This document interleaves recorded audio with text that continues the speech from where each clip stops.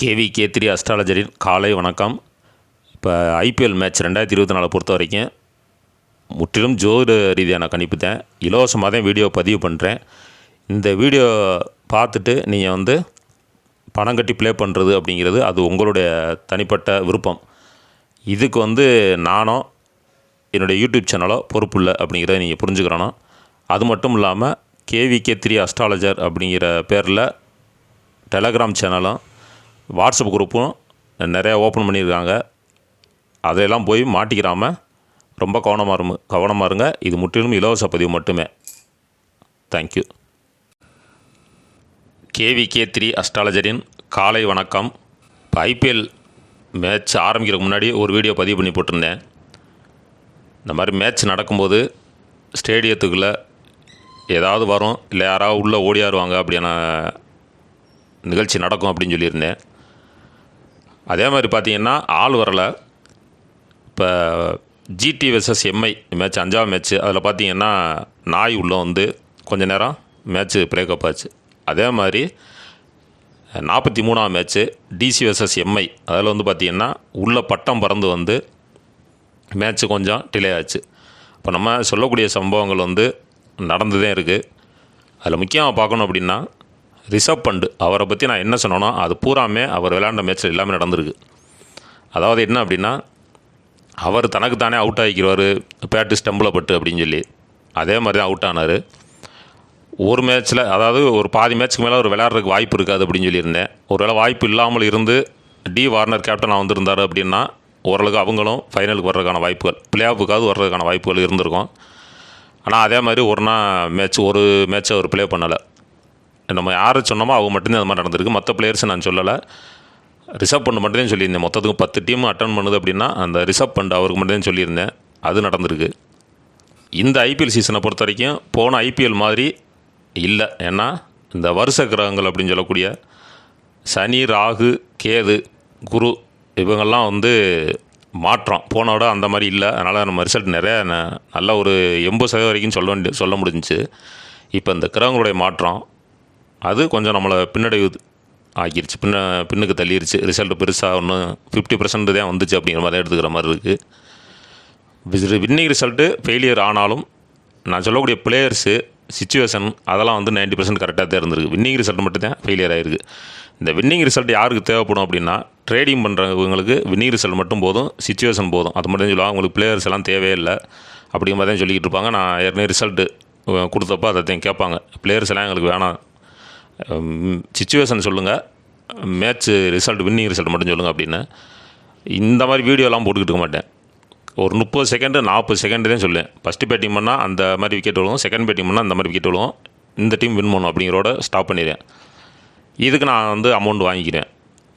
டெலகிராமில் எந்த மேட்ச் வேணுமோ அந்த மேட்ச்சு ரிசல்ட் வேணுங்கிற பதிவு வேணும்னு சொல்லிட்டு. ஆனால் அனுப்புகிற பூராமல் டெலகிராம் நான் குரூப் ஓப்பன் பண்ணவே இல்லை. எனக்கு தெரியும் ஏதாவது பிரச்சனை பண்ணுவாங்க அப்படின்ட்டு. ஏன்னா இப்போ என்னுடைய பேரில் KVK3 அஸ்ட்ராலஜர்னு சொல்லிட்டு ஒரு 3 பேர் ஓப்பன் பண்ணியிருந்து அதை பார்த்து அப்புறம் கம்ப்ளைண்ட் கொடுத்து ஒரு 2 பேர் எடுத்துகிட்டு போயிட்டாங்க. ஒருத்தன் மட்டும் இருக்கேன். அவன் காலப்போக்கில் போயிடான்னு வச்சுக்கோங்களேன். ஏன்னா அஸ்ட்ராலஜருக்கு ஒருத்தன் துரோகம் பண்ணேன் அப்படின்னாக்க அவன் எப்படி போவான்னு கடவுளுக்கு தான் தெரியும். அவனும் கூடி சீக்கிரம் போயிடுவேன். இப்போ டெலகிராம் லிங்க் அப்படின்னா நான் யூடியூப் சேனலில் ஒரு லிங்க் கொடுத்துருப்பேன். அது வராது, அது முடிஞ்சு வச்சு ஒவ்வொரு வீடியோக்கும் கீழே ஒரு லிங்க் கொடுத்துருப்பேன். அது மூலமாக நீங்கள் அதை டச் பண்ணி வாங்க. நீங்களாம் KVK3 அஸ்ட்ராலஜர் அப்படின்னு சொல்லி டைப் பண்ணி போக வேணாம். அப்படி ஏன்னா அதில் வரக்கூடிய இந்த வேர்ல்டு கப் மேட்ச் நான் இந்தியா மேட்ச் மட்டும்தான் வீடியோ போடுவேன். மற்ற மேட்சஸ் எனக்கு டைம் இருந்துச்சு அப்படின்னா ரிசல்ட் மட்டும் வேணால் அதில் ஃப்ரீயாக பதிவு பண்ணி போடுவேன். நீங்கள் அதில் வந்தீங்கன்னா அதில் ஏதாவது ரிசல்ட் கிடைக்கலாம். அதை ஃபாலோ பண்ணிக்கிறங்க. அது போக பார்த்தீங்கன்னா இப்போ இந்த ஐபிஎல் மேட்ச்சு வீடியோ பதிவு பண்ணுறதுக்கு முன்னாடி 6250 சப்ஸ்கிரைபர் தான் இருந்தாங்க. இன்றைக்கி பார்த்தீங்கன்னா 11200, கிட்டத்தட்ட ஒரு 5000 சப்ஸ்கிரைபர் வந்திருக்காங்க. அவங்களுக்கு என்னுடைய நன்றியை தெரிவிச்சுக்கிறேன்.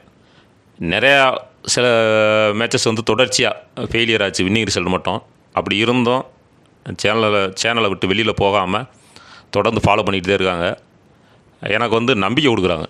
பரவாயில்ல, இப்போ அடுத்த மேட்ச்சில் பார்த்துக்கலாம், பரவாயில்ல அப்படின்னு சொல்லி நம்பிக்கை கொடுத்த நண்பர்கள் எல்லா பேருமே என்னுடைய நன்றியை தெரிவிச்சுக்கிறேன். இன்றைக்கி பார்த்தீங்கன்னா உலக நாடுகளில் எங்கெங்கே இருந்தோ வந்து ஜாதகம் பார்க்குறதுக்கு என்னை காண்டாக்ட் பண்ணுறாங்க. அப்படிங்கிறப்ப அந்த பெருமையெல்லாம் உங்களால் தான் எனக்கு கிடச்சிச்சு. உங்களால் நான் அப்படிங்கிற மாதிரி இருந்துச்சு.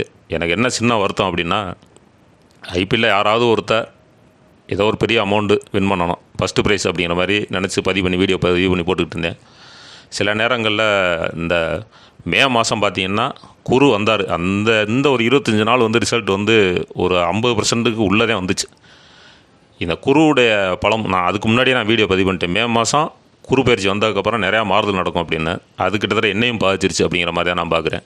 அதுக்கு முன்னாடி கொடுத்த ரிசல்ட் மாதிரி அது அடுத்தடுத்து குறைஞ்சிட்டே வந்துருச்சு. அதுதான் உண்மை. குரு வந்து அஸ்தமனமானார், மொத்தமாக வந்து அவுட் ஆயிடுச்சு. அதாவது பிளேயர்ஸு நிறையா சேஞ்சஸ் வந்துச்சு. போன வருஷம் மாதிரி போன வருஷத்தோட இந்த வருஷம் இம்பேக்ட் பிளேயர் வந்து நிறையா யூஸ் பண்ணிட்டாங்க. ஒரு டீம் நல்லா வின் பண்ணுற மாதிரி வருது அப்படின்னா, நல்லா விளாட செகண்ட் இன்னிங்ஸில் பார்த்தீங்கன்னா நல்லா விளாடக்கூடிய பிளேயர்ஸ் அவுட் பண்ணுற மாதிரியான பவுலர் உள்ளே கொண்டு வந்து ஒருத்தரே 4 விக்கெட் 5 விக்கெட் எடுக்கிற மாதிரிலாம் மாறிடுச்சு. இது வந்து நம்ம ஒன்றுமே பண்ண முடியாது. இந்த இம்பேக்ட் பிளேயர் அப்படிங்கிறது ஐபிஎல் இருக்கிற வரைக்கும் தொடரும் அப்படிங்கிற மாதிரி தான் நான் நினைக்கிறேன். இனி அடுத்த வருஷம் வீடியோ பதிவு பண்ணுற மாதிரி இருந்தால் இம்பேக்ட் பிளேயருக்கு தனியாக ஒரு லிஸ்ட்டு கொடுக்கணும். அதாவது நம்ம 15 பேர் கொடுக்குறோம் அல்லது 12 பேர் கொடுக்குறோம் அப்படின்னா, இந்த டீமில் ஃபஸ்ட்டு பேட்டிங் பண்ணால் அப்படின்னு சொல்லி 12 பேர் கொடுக்குறோம் அப்படின்னாக்கா, இம்பேக்ட் பிளேயர் அந்த டீம் சம்மந்தப்பட்ட இம்பேக்ட் பிளேயர் ஒருவேளை இவங்க வந்தாங்கன்னா அவங்களை எடுத்துக்கலாம் அப்படிங்கிற மாதிரி கூடுதல் பிளேயர்ஸுக்கு தான் கொடுக்குற மாதிரி இருக்கும். வேறு வழி இல்லை. இப்போ அடுத்து பார்த்தோன்னா ஆர்சிபி அணியை பொறுத்த வரைக்கும் பார்த்தோன்னா 10வது இடத்துல இருந்தாங்க. நிறையா பேர் கேட்டாங்க இப்போ வர்றதுக்கு வாய்ப்பே இல்லை அப்படின்னு. நான் என்ன சொன்னேன்னா, பிளே ஆஃப்ஸில் எத்தனை டீம் சொன்னோன்னா கேட்க தவிர்த்து மற்ற எல்லா டீமுமே வந்துருச்சு. ஒருவேளை ஆர்சிபி கொஞ்சம் அப்படியே டவுன் ஆயிருந்துச்சுன்னா சிஎஸ்கே கூட வந்திருக்கிறதுக்கு வாய்ப்பு இருக்கும். கடைசி மேட்ச்சில் சொதப்பிருச்சு. ஆனால் ஆர்சிபியும் போராடி வந்துருச்சு. நான் சொன்ன மாதிரியே அந்த மே மாதத்துக்கு அப்புறம் விளாண்ட மேட்சஸ் எல்லாமே வந்து குறுப்பெயர்ச்சிக்கு அப்புறம் விளாண்ட மேட்சஸ் பூரா பயங்கரமாக விளாண்டு வின் பண்ணி வந்துக்கிட்டே இருந்தாங்க. கடைசியில் அந்த மேட்ச்சில் கொஞ்சம் சொதப்பலாயிருச்சு. அப்படிங்கிறத விட அவங்களுக்கு கிராமப்பு அவ்வளோதான், அப்படி தான் இருந்திருக்கு. இப்போ நான் சொன்னது மற்ற விஷயங்கள் எல்லாமே ஒரு 80-90% கரெக்டாக வந்துருச்சு. வின்னிங் ரிசல்ட்டும் மட்டும் ஃபெயிலியர் ஆயிடுச்சு.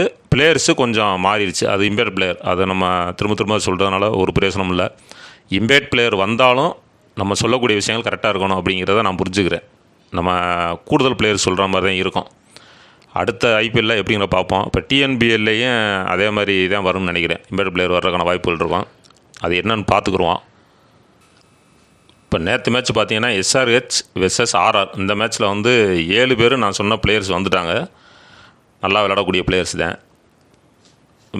அதுக்கப்புறம் வின்னிங் ரிசல்ட்டும் கரெக்டாக வந்துருச்சு. சிச்சுவேஷன் என்ன சொன்னோம் அது அப்படியே வந்துருக்கு. நேற்று மேட்சை பொறுத்த வரைக்கும் ஒரு 80% கரெக்டாக வந்துருச்சு அப்படிங்கிற மாதிரி எடுத்துக்கலாம். இப்போ ஃபைனலுக்கு வந்தாச்சு. KKR versus SRH. இந்த மேட்ச் எங்கே நடக்குது அப்படின்னு பார்த்தோன்னா சென்னையிலே நடக்குது. லாஸ்ட் மேட்ச் விளாண்ட அதே கிரவுண்ட்லேயே நடக்குது. இப்போ 7:30 மணிக்கு மேட்ச் ஸ்டார்ட் ஆகும் அப்படின்னு சொல்லியிருக்காங்க சென்னையில். மழை இருக்கா அப்படின்னா மழை இல்லை, இது வரைக்கும் மழை இல்லை. நான் முதல் நாளே பதிவு பண்ணிட்டேன், நாளைக்கு தான் மேட்ச்சு. அது வெளியில் போகிறதுனால முன்னாடியே வீடியோ பதிவு பண்ணிட்டு போயிடும் அப்படிங்கிறக்காக தான். ஏன்னா ஆரம்பத்துலேருந்து பதிவு பண்ணி போட்டாச்சு. இந்த ஒரு வீடியோவும் போடுற மாதிரி இல்லை, இருந்தாலும் பதிவு பண்ணிடுவோம் அப்படின்னு சொல்லி வீடியோ முன்னாடியே பதிவு பண்ணி போடுறேன். இப்போ அன்றைக்கி என்ன நட்சத்திரம் அப்படின்னு பார்த்தோம்னா, பூராட நட்சத்திரம். அதிபதி வந்து சுக்கிரன் பார்த்திங்கன்னா அஸ்தமனத்தில் இருக்கார். இப்போ லக்னம் எப்படி தொடங்குதுன்னா, விருச்சிக லக்னத்தில் 20 நிமிஷம் தான் நிற்கிது. அதுக்கப்புறம் பார்த்திங்கன்னா தனுசு லக்னத்தில் 1 மணி நேரம் 10 நிமிஷம். செகண்ட் இன்னிங்ஸு தனுசு லக்னத்தில் 20 நிமிஷமும் மகர லக்னத்தில் 1 மணி நேரம் 10 நிமிஷமும் நிற்கிது. இப்போ நீங்கள் வீடியோவை முழுமையாக கேளுங்க, சிச்சுவேஷன் சொல்கிறேன், அதையும் பார்த்துக்கிடுங்க. இந்த சிச்சுவேஷன் அப்படிங்கிறது நீங்கள் நான் சொல்லக்கூடிய பிளேயர்ஸை நீங்கள் எடுக்கவே வேணாம். சிச்சுவேஷன் பார்த்து நீங்கள் தனியாக வந்து உங்களுக்கு கிரிக்கெட் நாலேஜ் இருந்துச்சு அப்படின்னா சிச்சுவேஷனை வச்சு நீங்கள் வந்து பிளேயர்ஸ் சூஸ் பண்ணிக்கலாம். ஏன்னா ஸ்பின்னருக்கு நல்லாயிருக்கும் அப்படிங்கிறாங்க, பேஸ் பால் போடுறவங்களுக்கு நல்லாயிருக்கும் அப்படிங்கிறாங்க. ஏன்னா ஸ்டேடியத்தை பற்றி கிரிக்கெட்டை பற்றி நான் இந்த இடப்பட்ட காலத்தில் கொஞ்சம் கற்றுக்கிற பார்க்குறேன். கிரிக்கெட் எனக்கு நல்லா நாலேஜ் இருந்துச்சு அப்படின்னாக்க உங்களுக்கு கரெக்டாக 11 பேர் ப்ளஸ்ஸு வின்னிங் ரிசல்ட்டு கேப்டன் விசி அப்படி இல்லைனாலும் அதிகமான பாயிண்ட் எடுக்கக்கூடிய பிளேயர்ஸ் அப்படி கூட சொல்ல முடியும். சில நண்பர்கள் வந்து தொடர்பு கொண்டு கேட்டிருக்காங்க, நாங்கள் வந்து கிரிக்கெட் நாலேஜ் எங்களுக்கு நல்லா தெரியும், நாங்கள் உங்களுக்கு சொல்கிறோம், நீங்கள் அதை வச்சு நீங்கள் சொல்லலாம் அப்படின்னாக்க, ஆனால் வீடியோ போடக்கூடாது, நீங்கள் வீடியோவில் சொல்லக்கூடாது அப்படிங்கிற மாதிரி கேட்டுக்கிட்டு இருக்காங்க. அது எனக்கு விருப்பம் இல்லை. ஏன்னா அதை வந்து நான் வருமானம் பண்ணக்கூடிய நோக்கத்தில் பண்ணியிருந்தேன் அப்படின்னா இந்த ஐபிஎல்லே நான் வந்து டெலகிராமில் சொல்லிவிட்டு 74 மேட்ச்சில் ஒரு 20 மேட்ச் வின்னிங் ரிசல்ட் கரெக்டாக சொல்லியிருந்தாலே எவ்வளவோ அமௌண்ட்டு வின் பண்ணி எவ்வளோ அமௌண்ட்டு வருமானம் பண்ணியிருக்கலாம். நான் அதை விரும்பலை, ஃப்ரீயாக சொல்லணுங்கிறக்காக நான் சொல்லிகிட்டு இருக்கேன் அப்படின்னு சொல்லிட்டேன். ஏன்னா கேட்டுக்கிட்டே இருக்காங்க. பார்ப்போம், நீ அடுத்த மேட்சஸில் அவரோட தொடர்பு வச்சுட்டு அவங்க என்ன சொல்கிறாங்க. இப்போ நான் சொல்லக்கூடிய, இப்போ நான் ஒரு பிளேயர் ஏ டீமில் வந்து ஒரு 2ஆம் நம்பர் பிளேயர் அல்லது 3ஆம் நம்பர் பிளேயர் அப்படின்னு ஒரு பிளேயரை நான் சூஸ் பண்ணி அவங்களும் அந்த கிரவுண்டில் அவங்க நல்லா ப்ளே பண்ணுவாங்க அப்படின்னா அவர் எடுத்துக்கலாம். அப்படி கால்குலேட் பண்ணி பண்ணலாமா, ஏதாவது பண்ண முடியுமாங்கிறத நான் பார்த்துக்கிட்டு இருக்கேன். இது இப்போ இந்த ஐபிஎல் முடிஞ்ச உடனே அவங்க வந்து கான்டாக்ட் பண்ண சொல்லியிருக்கேன். அதை என்னென்னு பார்ப்போம். அப்புறம் ஒரு சில பேர் கேட்குறாங்க, யூடியூப்பில் நீ வீடியோ போட்டு நல்லா சம்பாதிக்கிறீங்க அப்படின்னு. ஒரு மண்ணும் கிடையாது, சுருக்கமாக சொல்லணும்னா ஒரு மண்ணும் கிடையாது. $251 தான் வந்திருக்கு. இந்த நேற்று மேட்ச்சு வீடியோ போட்டோட $259. அங்கே வந்து பார்த்திங்கன்னா டாலர் நம்ம இந்திய மதிப்பு வந்து அங்கே டாலருக்கு வந்து $1 அப்படின்னா இங்கே $81 தான். அப்போ நீங்கள் 251 × 81 நீங்கள் பார்த்தீங்கன்னா 20,500 நம்ம தான் வரும். இந்த மொத்த ஐபிஎல்லுக்கும் எனக்கு கிடைச்ச வருமானம் அதுதான். இது சும்மா என்ன தேவை போட்டு மனசை போட்டு குழப்பிக்கிறோம். ஆனால் நான் ஏற்கனவே சொல்லிட்டேன், இந்த 20,000ங்கிறது நான் 2 நாள் ஜாதகம் பார்க்க உட்காந்தேன்னா அசால்ட்டாக சம்பாரிச்சிட்டு போயிடுவேன். இருந்தாலும் யாரோ ஒருத்தர் நல்லா இருக்கணும் அப்படிங்கிறக்காக தான் வீடியோ பதிவு பண்ணுறேன். இது பூரா அந்த ராங் கமெண்ட் போட்டால் மரமண்டைகளுக்காக சொல்லக்கூடிய பதிவு. இருந்தாலும் நான் வந்து நிறையா பேர் பிளாக் பண்ண சப்ஸ்கிரைபர் நிறையா பேர் இருப்பாங்க. அதெல்லாம் கணக்கு பண்ணோம்னா நேரம் 20,000க்கு போயிருக்கோம். இருந்தாலும் பரவாயில்ல, நமக்கு இந்த 11,000 பேர் கரெக்டாக இருந்தால் போதும். ஆள் நிறையா வர்றது பிரச்சனை இல்லை, புரிஞ்சுக்கிட்டு வீடியோ பார்க்கணும். ஒரு பொதுவாக போடுறோம் அப்படின்னா அவங்க புரிஞ்சுக்கிட்டு பார்க்குறது பெஸ்ட்டு. சரி, இப்போ வந்து கேகேஆர் விசஸ் எஸ்ஆர்ஹெச் இந்த மேட்சை பொறுத்த வரைக்கும் கேகேஆரில் வந்து எஸ் ஐயர் கேப்டனாக இருக்கார். எஸ்ஆர்ஹெச்சில் பி கம்மின்ஸ் கேப்டனாக இருக்கார். இந்த நட்சத்திரம் வந்து யாருக்கு சப்போர்ட் பண்ணும் அப்படின்னு பார்ப்போம். யார் வின் பண்ண போகிறா அப்படிங்கிறதையும் சொல்கிறேன். ஒருவேளை மழை வந்து மேட்ச்சு கேன்சல் ஆனாலோ அல்லது மறுநாள் உத்திராட நட்சத்திரத்துக்கு போயிடுச்சுன்னு வச்சுக்கோங்க, மேட்ச்சு ரிசல்ட் மாறும். இப்போ நான் என்ன ரிசல்ட் சொல்கிறேன்னா அது வந்து மாறும். மறுநாள் விளையாண்டா, அதாவது 26ஆம் மேட்ச் இல்லாமல் 27ஆம் போனால் மட்டும் அப்படி பார்த்துக்குங்க. ஆனால் மழை இல்லை மேக்ஸிமம். நான் வந்து மறுபடியும் பதிவு போட முடியாது வெளியில் போகிறதுனால, அதனால் சொல்கிறேன், முன்னாடியே சொல்கிறேன். ஒருவேளை மழை வந்து நம்ம நினைக்க முடியாது, எப்போனாலும் மழை வருது. அப்படி ஒரு வேளை வந்துருச்சு அப்படின்னா மறுநாள் வந்து உத்திராட நட்சத்திரத்துக்கு போயிடும். இந்த ரிசல்ட் என்ன சொல்கிறோன்னா அதுக்கு ஆப்போசிட்டாக தான் வின்றும். இப்போ எஸ்ஆர்ஹெச் வின் பண்ணணும் அப்படின்னு இந்த டீமில் சொல்கிறேன் அப்படின்னா பேச்சுக்கு தான் சொல்கிறேன், என்ன நான் சொல்லலை. எஸ்ஆர்ஹெச் வின் பண்ணணும் அப்படின்னு சொல்லிதுன்னா மழையால் மேட்ச் கேன்சல் ஆகி மறுநாள் நடக்குது ரிசர்வ் டே அப்படின்னு போட்டு மறுநாள் நடக்குதுன்னா உத்திராட நட்சத்திரத்துக்கு போயிடுச்சு அப்படின்னாக்க கேகேஆர் வின் பண்ணிடும். அது ஃபஸ்ட்டு பேட்டிங் பண்ணாலும் ஃபீல்டிங் பண்ணாலும் அப்படி ரிசல்ட் மாறிடும். அதையும் புரிஞ்சுக்கிறங்க. இப்போ கேகேஆரை பொறுத்த வரைக்கும் R Gurbaz, S Narine, V Iyer, S Iyer, Rinku Singh, A Russell, Ramandeep Singh, M Starc, V Arora, H Rana, V Chakravarthy இவங்கெல்லாம் லாஸ்ட்டாக விளையாண்ட பிளேயர்ஸ். எஸ்ஆர்ஹெச்சை பொறுத்த வரைக்கும் பி கம்மின்ஸு அவருடைய தலைமையில் T Head, A Sharma, R Tripathi, A Markram, H Klaasen, NK Reddy, A Samad, S Ahmed, P Cummins, J Unadkat, B Kumar, T Natarajan இவங்கெல்லாம் லாஸ்ட்டாக விளையாண்ட பிளேயர்ஸு. இதில் பார்த்தீங்கன்னா புதுசாக இம்பேக்ட் பிளேயர் கொண்டு வரக்கான வாய்ப்புகள் இருக்கும். ஏன்னா ஃபைனல் அப்படிங்கிறனால எப்படி வேணாலும் மேட்ச்சு வர்றதுக்கு வாய்ப்பு இருக்கும். நீங்கள் உங்களுக்கு கிரிக்கெட் நாலேஜ் தெரிஞ்சவங்களுக்கு நான் சொல்லக்கூடிய ரிசல்ட் வச்சு நீங்கள் அதில் வந்து பிளேயர்ஸை சூஸ் பண்ணிக்கிறங்க. இப்போ கேகேஆர் ஃபஸ்ட்டு பேட்டிங் பண்ணால் ஆர் குர்பாஸ் அவர் வந்து ஒரு 20 நிமிஷம் நின்றுட்டார் அப்படின்னா நல்ல ஸ்கோர் வந்துடும். அதாவது அவுட் ஆக மாட்டார், நின்றுக்குறாரு. அப்படி இல்லைன்னா அந்த 20 நிமிஷம் அவர் எடுக்கக்கூடிய பாயிண்ட்டு தான், அதை எடுத்துக்கிறங்க. எஸ் நரேனை பொறுத்த வரைக்கும் விக்கெட் ப்ளஸ் ரன் எடுக்கிறதுக்கான வாய்ப்புகள் இருக்குது. இப்போ நீங்கள் சுருக்கம் புரிஞ்சுக்கணும் அப்படின்னா கடைசியாக விளாண்ட பிளேயர்ஸு ஒரு 10 மேட்ச்சுக்கு முன்னாடி வச்சுங்களேன், கேகேஆரும் சரி, கேகேஆர் வந்து அவங்களுடைய மேட்சை மட்டும் சொல்கிறேன். கேகேஆர் வந்து ஒரு 5-6 மேட்ச்சுக்கு முன்னாடி எப்படி விளாண்டாங்களோ அதில் என்னென்ன பிளேயர்ஸ் நல்லா விளாண்டாங்களோ அவங்களாம் சிறப்பு விளாட்றதுக்கு வாய்ப்பு இருக்கும். அதே மாதிரி எஸ்ஆர்ஹெச்லேயும் ஒரு 5-6 மேட்ச்சுக்கு முன்னாடி ஒரு 14 மேட்ச் ஒரு விளாட்றாங்களோ ஒரு டீம், ஒரு 5-6 மேட்ச்சுக்கு முன்னாடி எப்படி ப்ளே பண்ணாங்களோ அந்த பிளேயர்ஸ் கூட நல்லா விளையாடக்கூடிய வாய்ப்பு இருக்குது இந்த இன்றைக்கி நட்சத்திரத்தை பொறுத்த வரைக்கும். அதுக்கப்புறம் பார்த்தோம்னா ring Singh, A Russell, Ramandeep Singh வந்து பவுலிங் வாய்ப்பு கொடுக்கல. ஒருவேளை கொடுத்தா அவர் விக்கெட் ப்ளஸ் ரன் எடுக்கிறதுக்கான வாய்ப்புகள் இருக்கும். அதனால் அவரை ஆப்ஷனில் வச்சுக்கிறங்க. ஆனால் அவரையும் சேர்த்து தான் நான் சொல்கிறேன். ஹெச் ராணா, வி சக்கரவர்த்தி இவர் எடுத்துக்கலாம். எஸ்ஆர்ஹெச்சை பொறுத்த வரைக்கும் டி ஹெட்டு அவர் வந்து ஒரு 20 நிமிஷம் நின்றுட்டார் அப்படின்னா நின்றுக்கிட்டாருன்னா அப்புறம் நல்ல ஸ்கோர் வந்துடும். ஒருவேளை அப்படி இல்லைன்னா வந்தவொடனே அவுட் ஆகிற மாதிரி தான் இருக்கும். அதுக்கப்புறம் ஏ சர்மா, அவர் விக்கெட் ப்ளஸ் லாஸ்ட் மேட்ச்சில் பவுலிங் பண்ணியிருக்காரு, அதனால் விக்கெட்டு ப்ளஸ் ரன் எடுக்கிறதுக்கு வாய்ப்பு இருக்குது. ஏ மார்க்ரம், என்கே ரெட்டி இந்த தடவை சிறப்பாக விளையாடுவார். ஏ சமாத், எஸ் அகமத், டி நடராஜன். அப்போ பவுலர் இதில் வந்து ரொம்ப சொல்லலை. ஆல்ரவுண்டரில் எஸ் அகமத்தும், பவுலரில் டி நடராஜன் சொல்லியிருக்கேன். அதே மாதிரி பார்த்தீங்கன்னா ஏ சர்மா பவுலிங் பண்ணுறனால அவருக்கான வாய்ப்புகள் இருக்கும். இப்போ எந்த அணி வின் பண்ண போகுது அப்படின்னா, எந்த அணி ஃபஸ்ட்டு பேட்டிங் பண்ணுதோ அந்த அணி வின் பண்ணிடும். கேகேஆர் ஃபஸ்ட்டு பேட்டிங் பண்ணால் கேகேஆர் வின் பண்ணிடும். எஸ்ஆர்ஹெச் ஃபஸ்ட்டு பேட்டிங் பண்ணால் எஸ்ஆர்ஹெச் வின் பண்ணிடும். அதுக்கப்புறம் பார்த்தீங்கன்னா எஸ்ஆர்ஹெச் ஃபஸ்ட்டு பேட்டிங் பண்ணி கேகேஆர் ஃபீல்டிங் பண்ணால் A Sharma, R Tripathi, A Markram, NK Reddy, A Samad S Ahmed, P Cummins, T Natarajan இவங்களை எடுத்துக்கலாம். கேகேஆர் சைடு வந்து R Gurbaz, S Narine, V Iyer, S Iyer, A Russell, Ramandeep Singh அவரை மட்டும் பார்த்துக்கிறங்க. பவுலிங் வாய்ப்பு இருந்துச்சு அப்படின்னா அவர் எடுத்துக்கிறங்க. ஹெச் ராணா, வி சக்கரவர்த்தி இவங்களை எடுத்துக்கலாம். இப்போ எந்த அணி வின் பண்ண போகுதுன்னு சொல்லியாச்சு. ஃபஸ்ட்டு பேட்டிங் பண்ணுற டீம் வின் பண்ணிடும். பிளேயர்ஸ் வந்து பெஸ்ட்டு பிளேயர்ஸ் அப்படின்னு பார்த்தோம்னா கேகேஆரை பொறுத்த வரைக்கும் ஆர் குர்பாஸ் அந்த 20 நிமிஷத்தை நீங்கள் பார்த்துக்கிறங்க. அப்படி நின்றுக்கிட்டாருன்னா அவர்களுக்கு நல்ல ஸ்கோர் வந்துடும். எஸ் நரைன், அதுக்கப்புறம் எஸ் ஐயர், மறுபடியும் சொல்கிறேன். கேகேஆரை பொறுத்த வரைக்கும் R Gurbaz, S Narine, A Russell, Ramandeep Singh, H Rana, V Chakravarthy இவங்களை எடுத்துக்கலாம். எஸ்ஆர்ஹெச்சை பொறுத்த வரைக்கும் A Sharma, A Markram, NK Reddy, S Ahmed, T Natarajan இவங்களை எடுத்துக்கலாம். இப்போ 11 பேர் சொல்லியிருக்கீங்க மொத்தத்துக்கு. நீங்கள் பிளேயர்ஸு அதை சொன்னதை அதை எடுத்துக்கிறங்க. இந்த 11 பேருக்கும் முக்கியத்துவம் கொடுத்து பாருங்கள். பெஸ்ட்டு பிளேயர்ஸ் அப்படின்னு சொல்கிறதுல அந்த 11 பேரில் முக்கியத்துவம் கொடுத்து பாருங்கள். இப்போ வந்து ஃபஸ்ட்டு பேட்டிங் பண்ணுற டீம் தான் வின் அப்படிங்கிற மாதிரி சொல்லிட்டேன். இதில் பிளேயர்ஸு சேஞ்சஸ் வரலாம், புதுசாக பிளேயர்ஸை கொண்டு வரலாம். அது லைனப் விட்டதுக்கப்புறம் பார்க்கக்கூடிய ரிசல்ட்டு. லைனப் விட்றதுக்கு முன்னாடி உள்ள ரிசல்ட்டு தான் நான் சொல்லியிருக்கேன்.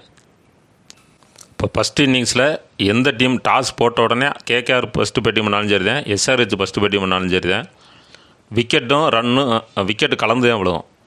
அதான் லாஸ்ட் மேட்ச்சில் எப்படி விக்கெட் விழுந்துச்சோ அதை அப்படியே எடுத்துக்கிறங்க, அதை மைண்டில் வச்சுக்கிறங்க. அது மாதிரி தான் கலந்து தான் வரும். விக்கெட் ப்ளஸ் ரன் அப்படி தான் கலந்து வந்துக்கிட்டே இருக்கும். லாஸ்ட் மேட்ச் என்ன சிச்சுவேஷன் இருந்துச்சோ அதே சிச்சுவேஷனை எடுத்துக்கிறங்க. ஏன்னா அப்படி தான் இருக்குது மேட்ச்சு. ஏன்னா இங்கே லக்னத்துக்கு ஃபஸ்ட்டு ஒரு 20 நிமிஷம் நட்சத்திர அதிபதி சுக்கிரன் அஸ்தமானமாக இருந்தாலும் பார்க்குறாரு. அதுக்கப்புறம் வந்து சுக்கிரன் வந்து மறைஞ்சிடாரு, 12ஆம் வீட்டை பார்க்குறாரு. அப்போ விக்கெட்டு விழுந்துக்கிட்டே இருக்கும். ஒருத்தர் இப்போ ஒரு பிளேயர் ஒரு 30 ரன் எடுக்கிறாருன்னா அவுட் ஆயிடுவார். அப்புறம் ஒரு பிளேயர் வந்து 20 ரன் எடுவார். இப்படித்தான் ரன்னு சேர்மை வழியாக ஒருத்தரே நின்று பெருசாக ஒன்றும் அடிக்கிற மாதிரி இல்லை. இப்போ இதில் பெஸ்ட்டு பிளேயர்ஸ்லேயும் பெஸ்ட்டாக விளையாடக்கூடிய பிளேயர்ஸ் யாருன்னு பார்த்தோம்னா, ஒன்று வந்து சுனில் நரேன் அவர் எடுத்துக்கிறங்க. பெஸ்ட்டு பிளேயர்ஸ் சொன்னேன்ல, அதில் நல்லா அதிகமான பாயிண்ட் விக்கெட் ப்ளஸ் ரன் எடுக்கக்கூடிய அமைப்பு சுனில் நரேன் கேகேஆரை பொறுத்த வரைக்கும். அதுக்கப்புறம் ஏ ரசல் அவர் எடுத்துக்கலாம். அதுக்கப்புறம் பார்த்திங்கன்னா என்கே ரெட்டி.